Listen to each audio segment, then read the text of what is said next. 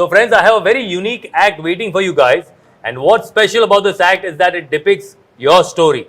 The story of angel broking narrated by the man himself, Mr. Dinesh Thakkar. And bringing the great story to life is India's very renowned sand artist, Mr. Kaushik. Hi Kaushik, hope you're doing great. Hi, Welcome to this wonderful evening. So Angelites of Angel One, let the chronicle of angel broking to Angel One begin.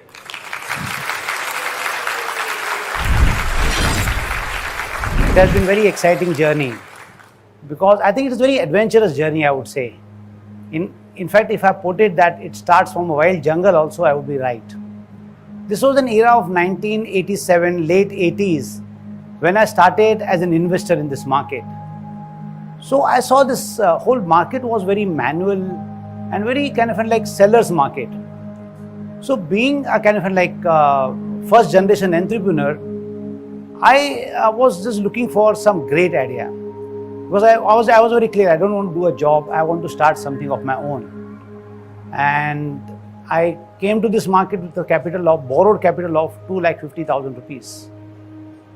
So I realized that if we are able to use technology over here, we can create a great experience for customer. Having gone through this pain point of this market, I was really frustrated. I just wanted to give some solution to retail customer. So I decided I will start a tech-savvy organization where I will use technology to give more transparency to the customer. Those was an era where customers were given confirmation after a day or many times in a weekend.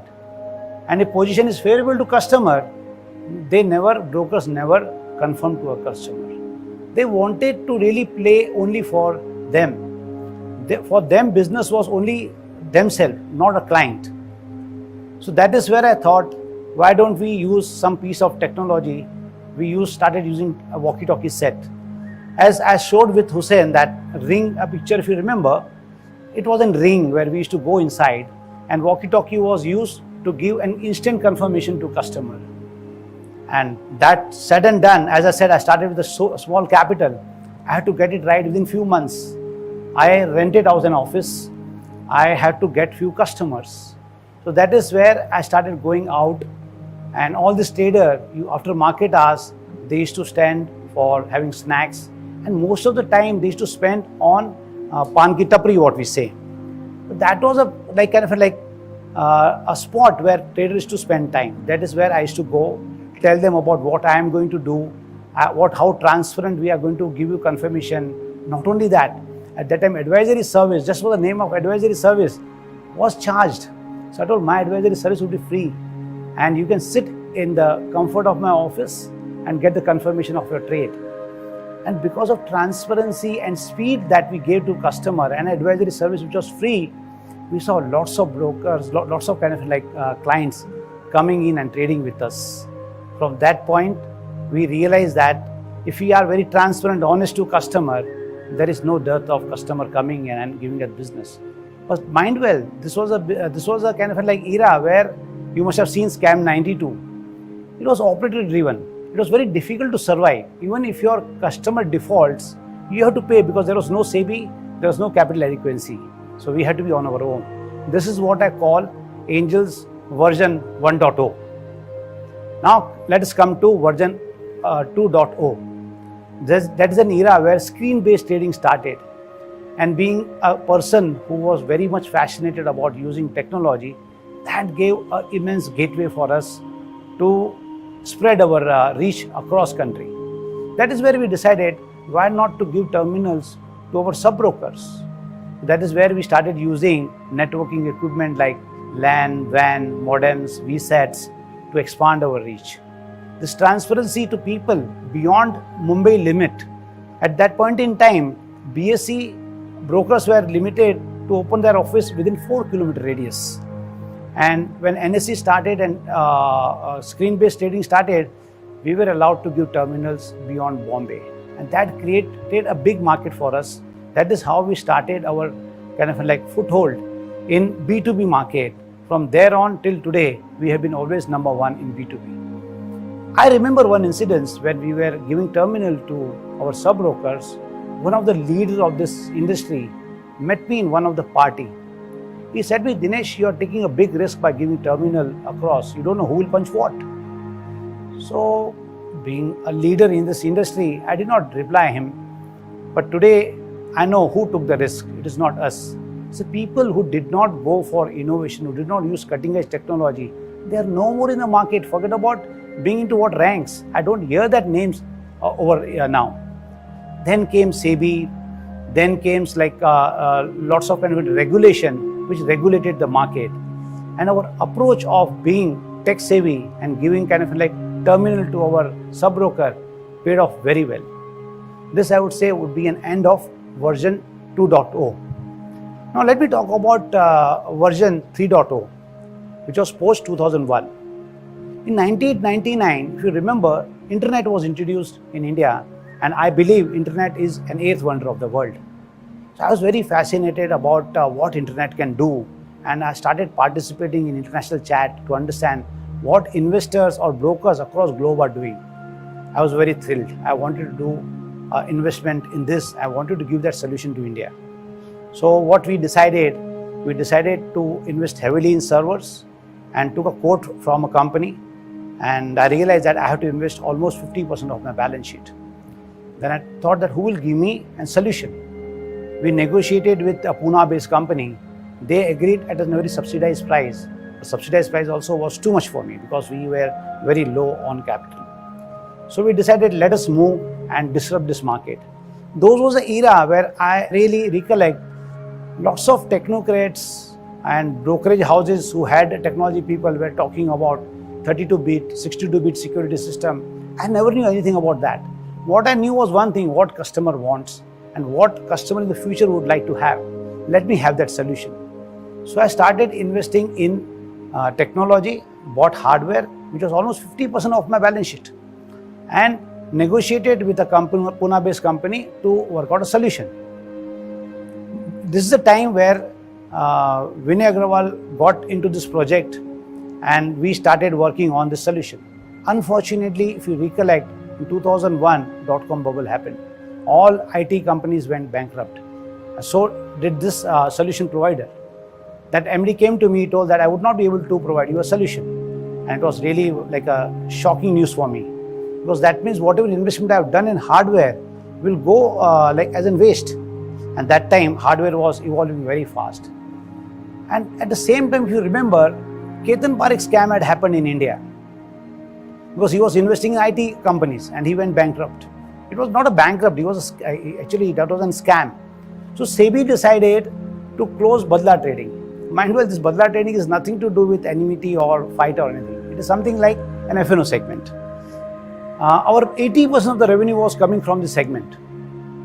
So we had to take a hit of 80% revenue, and plus our balance sheet was hit by 50%. That is where we realized it would be difficult to really manage our business.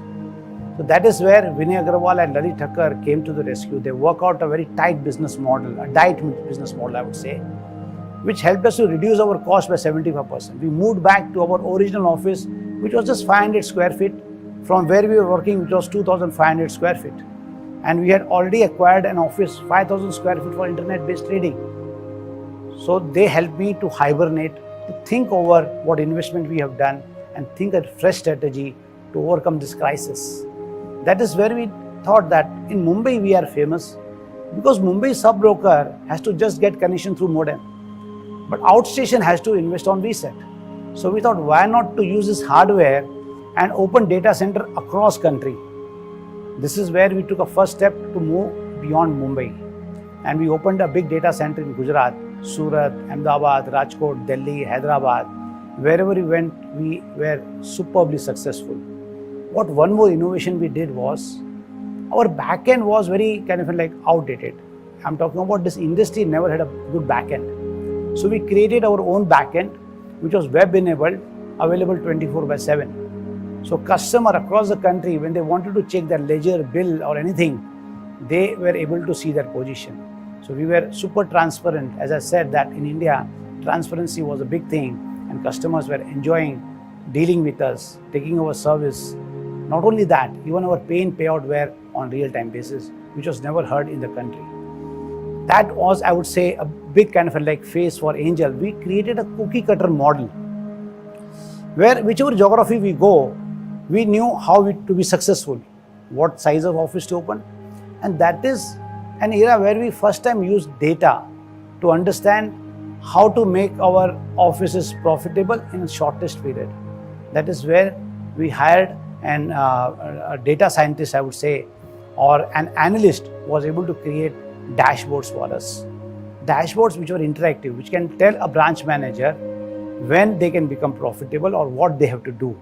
Not only that, what we did, we collected data of investors across country, mapped it pin code wise.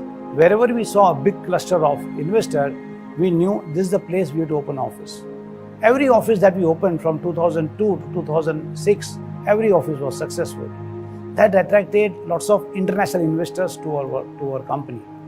An IFC subsidiary of World Bank, they really approached us to acquire an 18% stake.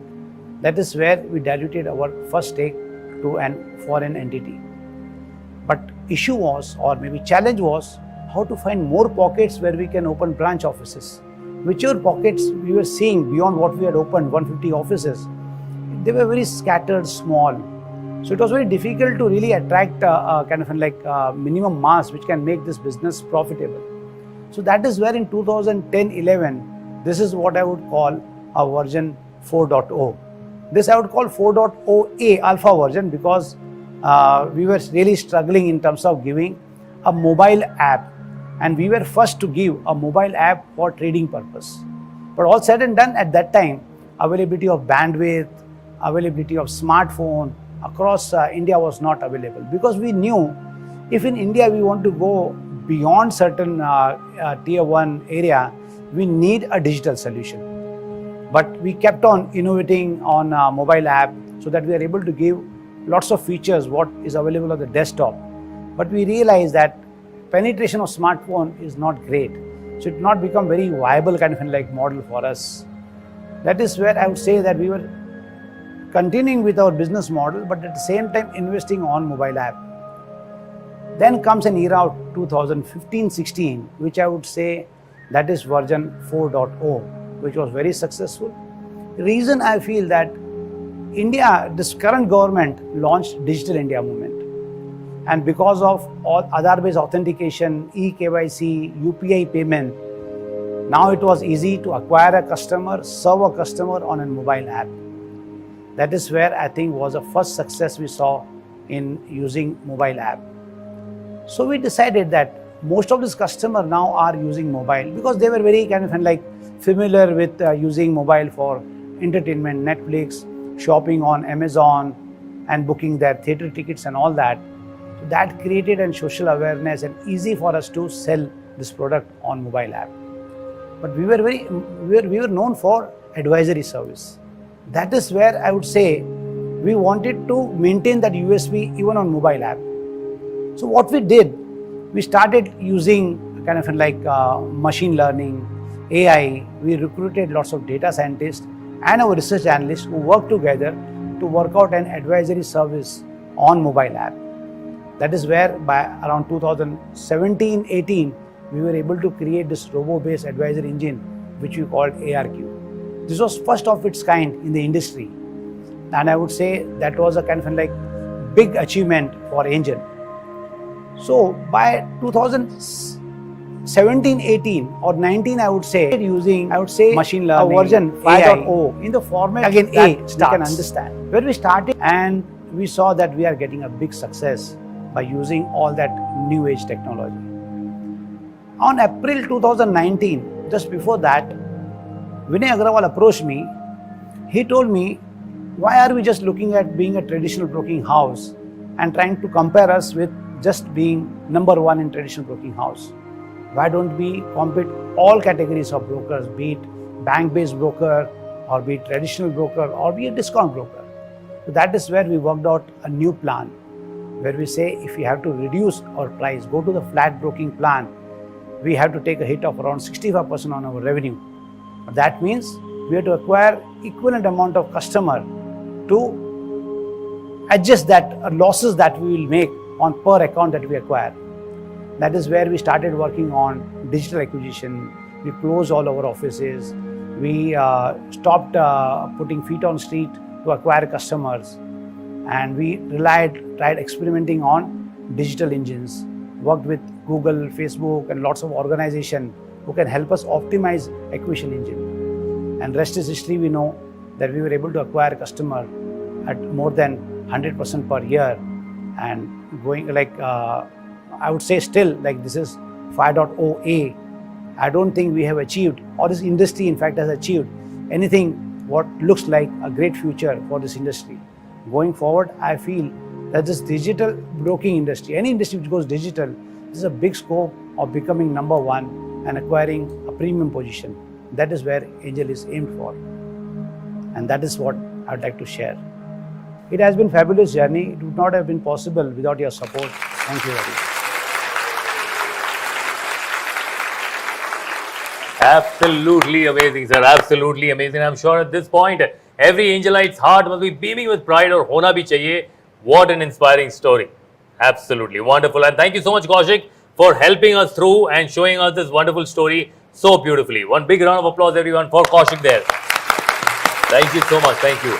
But sir, मेरे ख्याल से every story is incomplete without mentioning COVID. Those must be